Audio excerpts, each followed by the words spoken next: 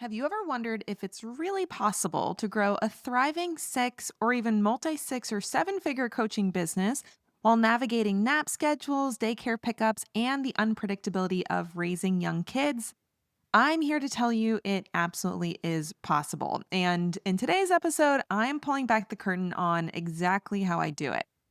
I'm going to be sharing everything from the real number of hours that I work each week. Spoiler alert, it's not 40, to the powerful boundaries and systems that keep both my business and my home life running smoothly.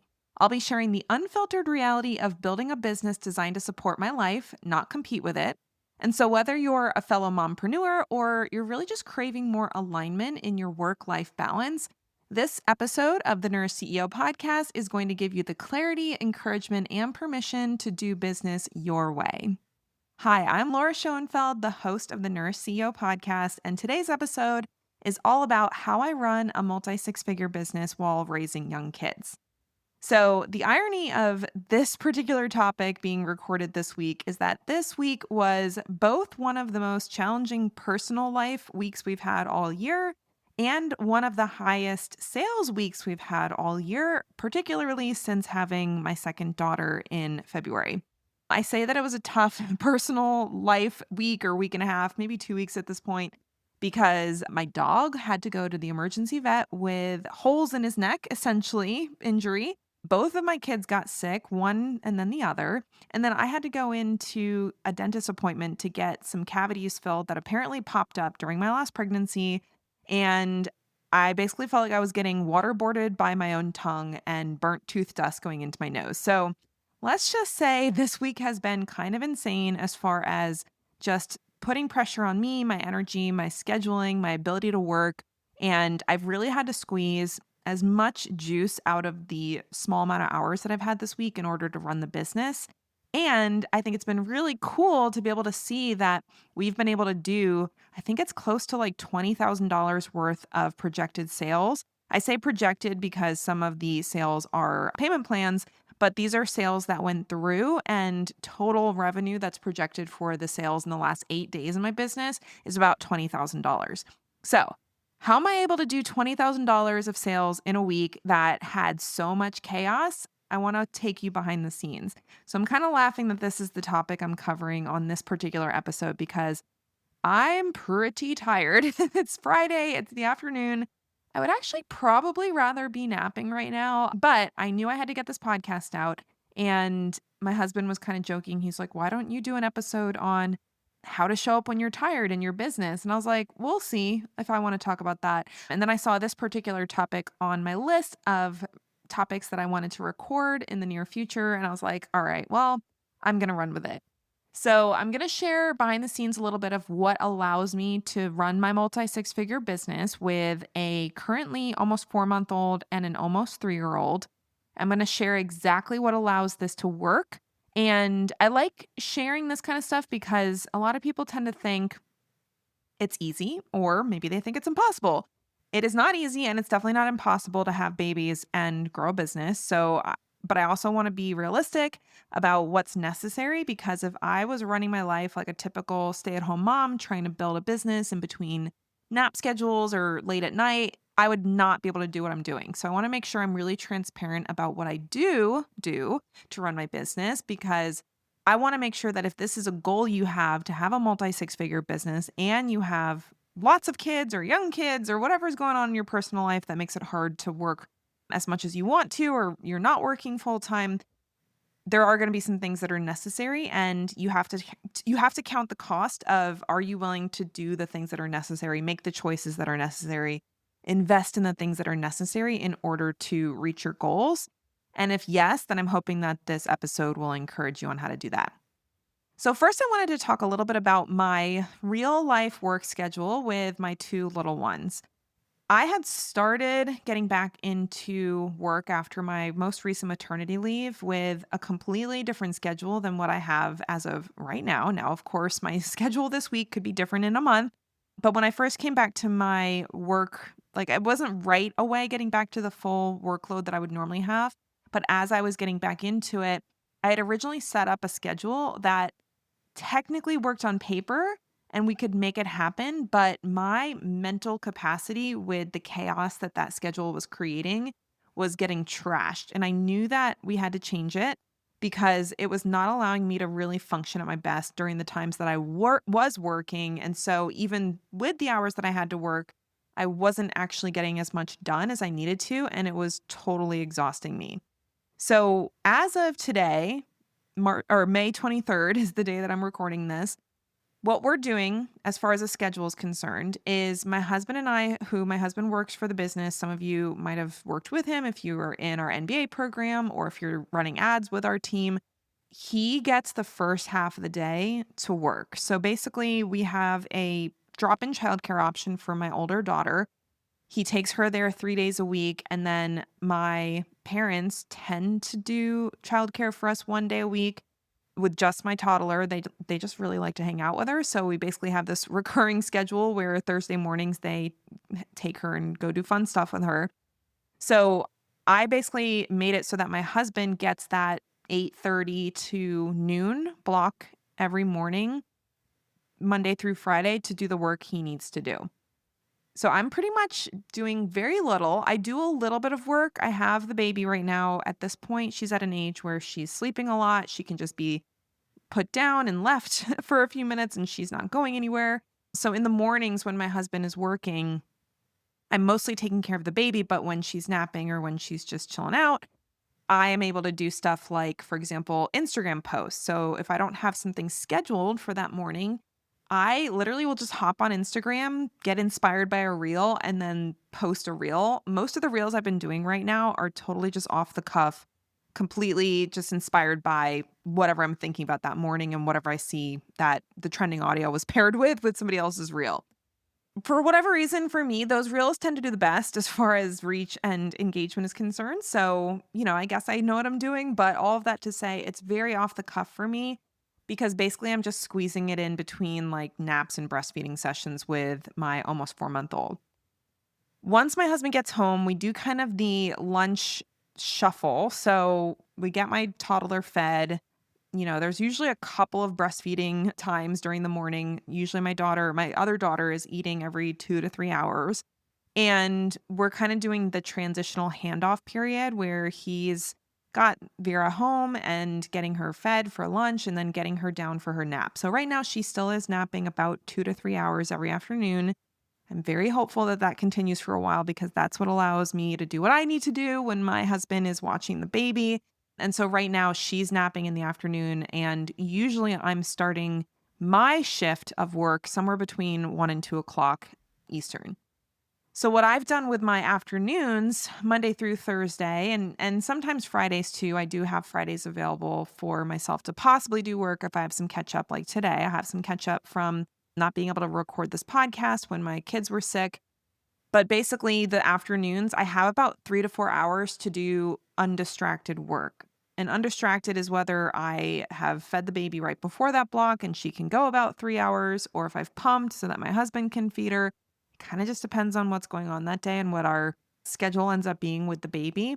But generally, I find a way to have at least 3 hours in the afternoon most days during the week to be able to do work that really requires my intense focus and honestly a quiet room. So, for example, what I'm doing right now is something that requires my baby to not be in the room because she is very chatty or she'll start crying or something. And I don't really want that to be the experience of the podcast that I'm recording. So things like podcasts, things like client calls, I'm very protective of my client call atmosphere. I don't have my children in the room with me. I make sure that I have childcare. I make sure that I'm not worried about, a kid waking up or something like that, because my client calls are really the thing that I put the absolute most focused attention into when it comes to my work schedule. So I'm very defensive of that particular type of time block. I don't have client calls every day. And I'd say on average, I probably have like 3 or 4 a week right now. I am looking to increase those as we're continuing to add on some slots to my one-on-one availability during the week, but I'm still probably not going to be doing more than like 1 or 2 clients a day in that afternoon slot. So usually my client calls run anywhere from 45 minutes to 90 minutes, depending on the type of session that they've booked. And if I go over, because sometimes I go over with certain clients.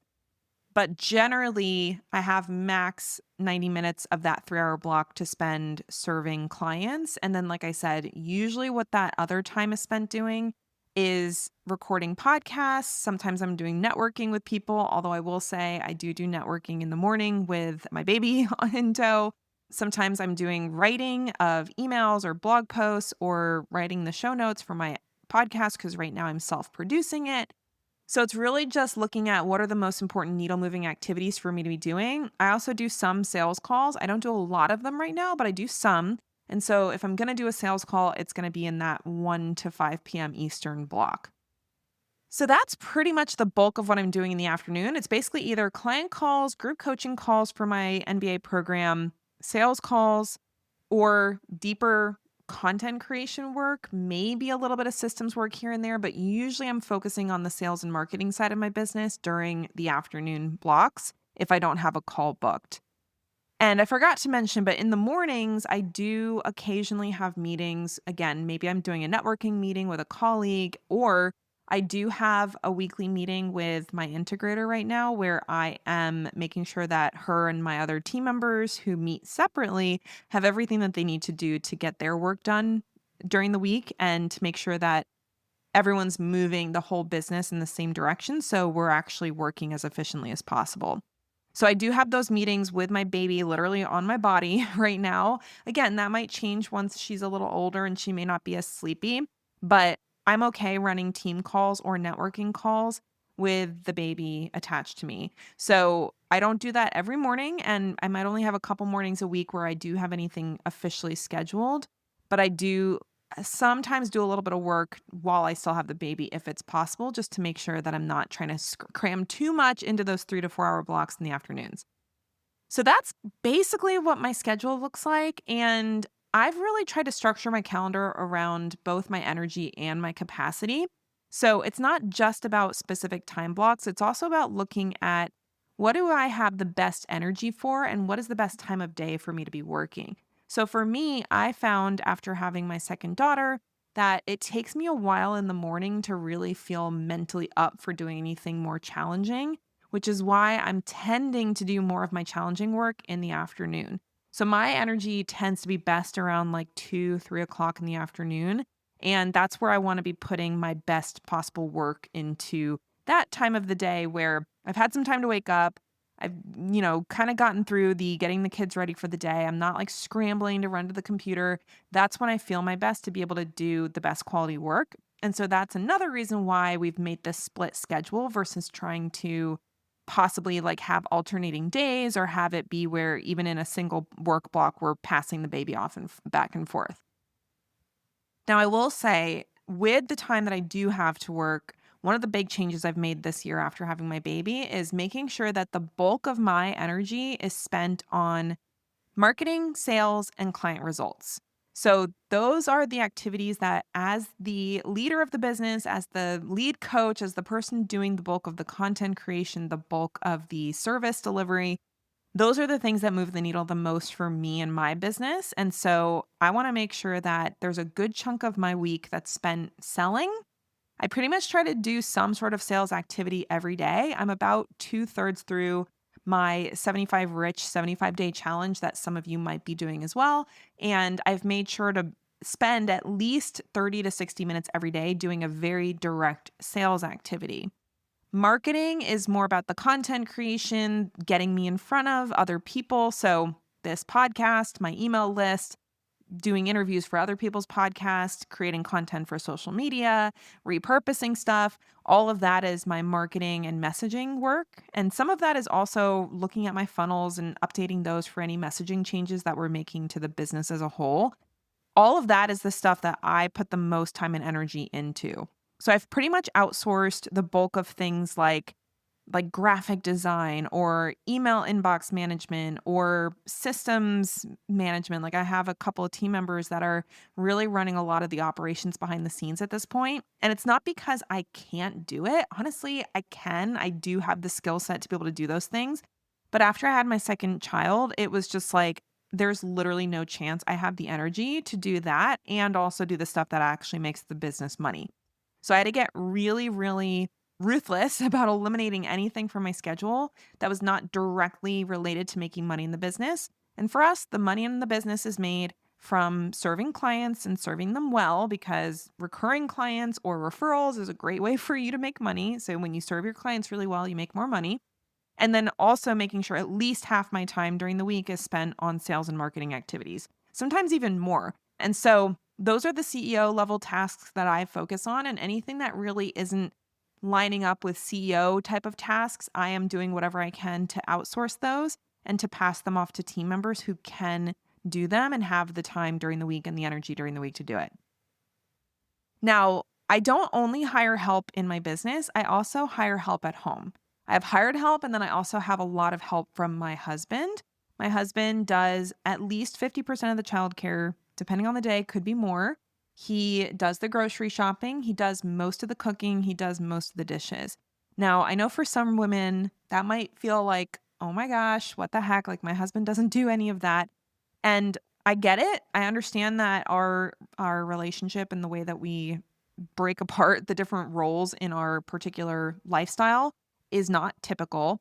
But I told you at the beginning of this episode that I was going to be very honest about how I set things up, because I don't ever want somebody to think that I'm doing all of this that I'm doing and also doing all of the housework, all of the cooking, all of the cleaning, all of the stuff that a lot of times just gets passed off to the women in the relationship because that's just what is traditional. So, on top of my husband doing a lot of that stuff, I also have a housekeeper that comes every week. So she's usually here for about 4 hours. We pay her $25 an hour to do the housekeeping in the house. And usually what she's doing is basically a, first and second floor overarching clean of everything. She's cleaning the floor, she's cleaning the countertops, she'll do dishes if there's dishes, she'll clean the bathrooms, she'll wash the sheets every couple of weeks. So she's doing a lot of the stuff that needs to be done on a weekly basis to keep our house livable and comfortable. And I pay her about, it's around $100 every time she comes. It's every week, usually, unless she needs to take a week off or we're out of town. And there is so much that I can do with that 4 hours that I save every week. And it's not just about the hours, it's also about the energy that goes into cleaning. There is so much that I can do that basically I can cover what I need to spend to have her doing that work in maybe an hour of time with a client, and I can cover an entire month of her services with that work. So I say this because, again, even with my husband helping, because he does work in the business too, he's not a full-time stay-at-home dad. We do hire that one piece of domestic help because neither of us really like cleaning. It takes a lot of energy. We don't have a massive house, but it is a large house. It's, I think, like 3,200 square feet. And we have children, young children, and we have pets. We have a dog and a cat. So we need to have the house maintained on a regular basis. And we have decided that it makes more sense to have somebody else do it and pay her well and give her a flexible schedule and, make it so that she can earn some money while her kids are at school. And we're able to really focus our time on the stuff in the business that helps us make a lot more money than what we have to pay to get help to get housekeeping. So that is, I think, a lot of the systems and support that make this schedule doable for me. So just to recap, I have part-time childcare. I have my husband doing part-time childcare as well. I still do childcare about half the day, every day. I'm also up at night feeding my baby.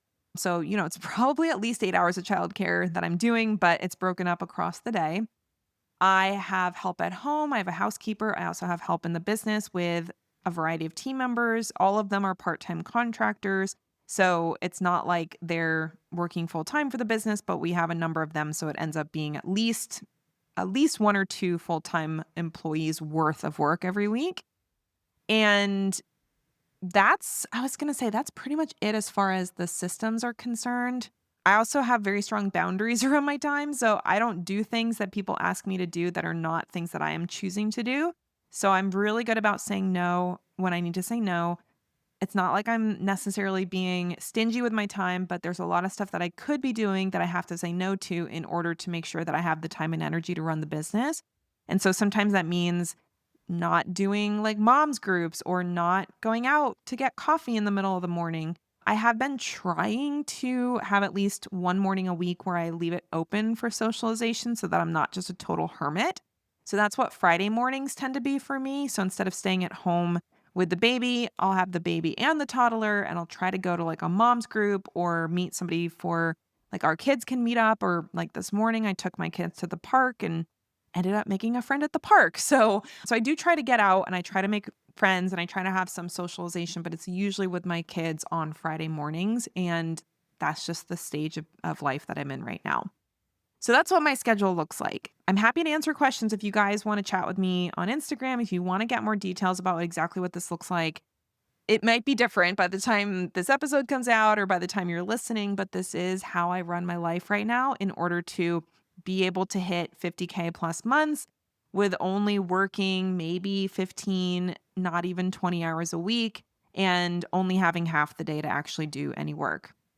Now, I will say I was mentioning boundaries before. Yes, I have to say no to people, but I also have to say no to myself. So, this is something that as an entrepreneur, I've had to basically learn the hard way that I have way more ideas and I get way more excited about all the things that come into my brain than what I have the energy and time and capacity to actually execute on.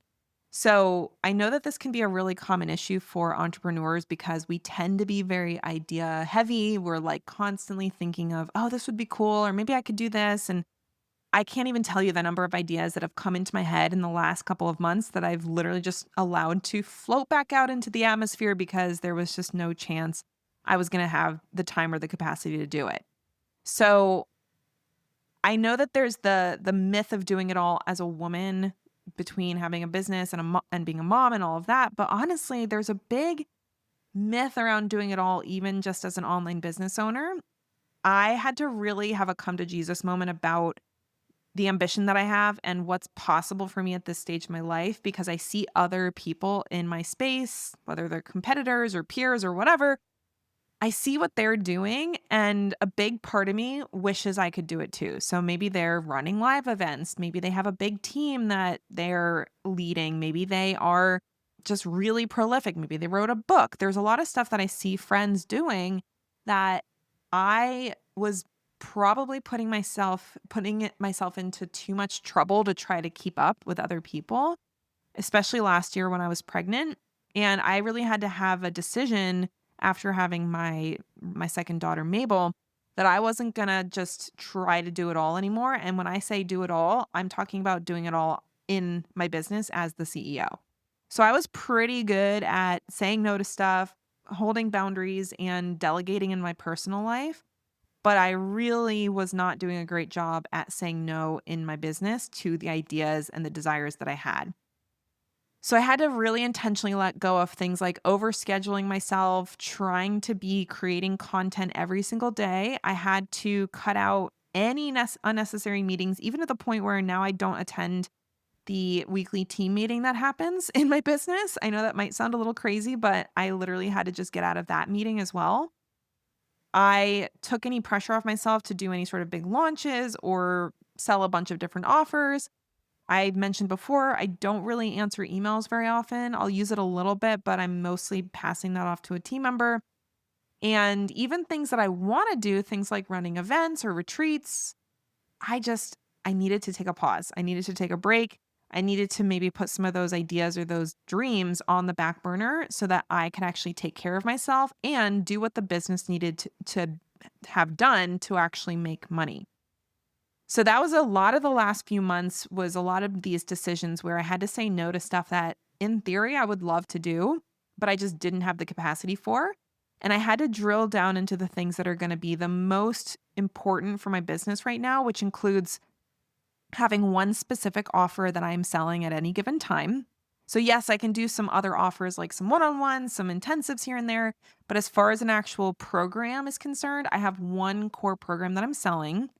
I only work with very specific types of clients. I'm very particular, especially about my one-on-one clients. I only add on 1 to 2 a month, and I always screen them ahead of time to make sure that they're a good fit for me, for what I'm wanting to experience as a coach, and also for what I can help them with. I make sure that I'm not trying to put myself out on every single platform that exists. And if I am disseminating more content, it's being repurposed from one core source of content, which is either this podcast or coaching calls that I do with my clients. And I make sure that I have white space in my week. I don't cram every single hour of the day with work or childcare. I like to have a little bit of downtime, a little bit of time to just rest my brain. But I also want to make sure I have time with my family. And like I said, this morning I took my girls to the park, came home, had lunch, had a little bit of time to decompress after chasing my toddler around the park, making sure she's not running off with some other family. And now I'm here recording this podcast. So I had to get ruthlessly prioritized. I had to make sure everything I'm doing is for a very clear purpose in my business. I had to take out a lot of stuff from my business in general. I actually shut down an entire multi six figure offer last year, which, if you were in that program, you know that it wrapped up in November as I was getting into the last trimester of my pregnancy. I realized I did not have capacity to run two group programs at the same time. And between my NBA program and this other program that I was running, my NBA program is a lot easier for me to run. It's easier for me to sell. It's easier for me to deliver. And so that was the one I decided to go all in on for 2025. So I had to make some pretty difficult decisions. I had to cut a lot out of my life. And I had to really put some of those goals and those dreams on the back burner and say, maybe next year, maybe in 6 months, maybe never. Maybe some of that stuff's never going to be the right fit for me. So those were the kind of CEO decisions I had to make sure I was protecting my mental health, my physical health, my quality of my work, all of the things that are important for our business to grow and function well, while I'm also in this very unusual season of my life where I'm not sleeping that great. Random stuff comes up in my life where I have to deal with kid stuff or pet stuff or, health stuff, that kind of thing. And making sure that I'm not operating a business that requires me to overextend myself for it to function. That was kind of what my experience was last year. I was overextending myself, really burning the candle at both ends to have the business function. And as soon as I got pregnant, I realized there was absolutely no way that was going to be able to continue once I had my next baby. And I really started having to cut a lot out of my business.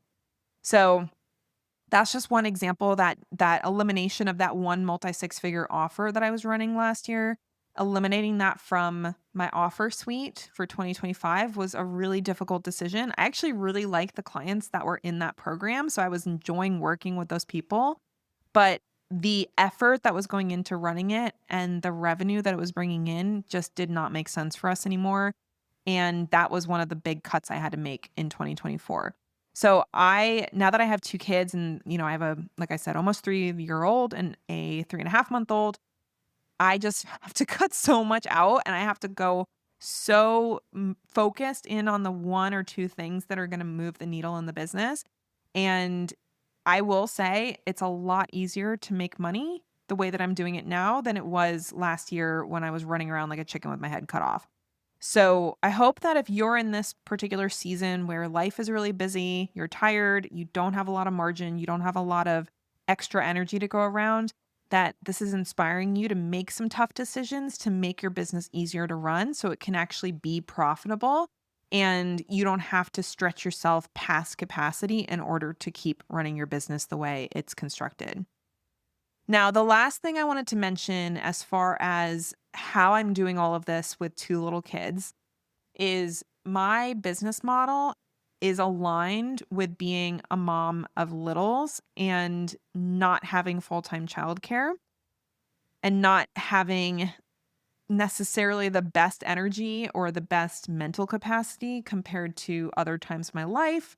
Like even right before I got pregnant with my youngest, I think my daughter was just almost 2 years old and I was starting to feel almost normal again. And that's usually when you get pregnant again, right? Is when you're finally starting to get like your brain back, your body back. But I just know that I'm in this season of my life where my capacity is not what it normally would be. And I am doing everything I can to protect it.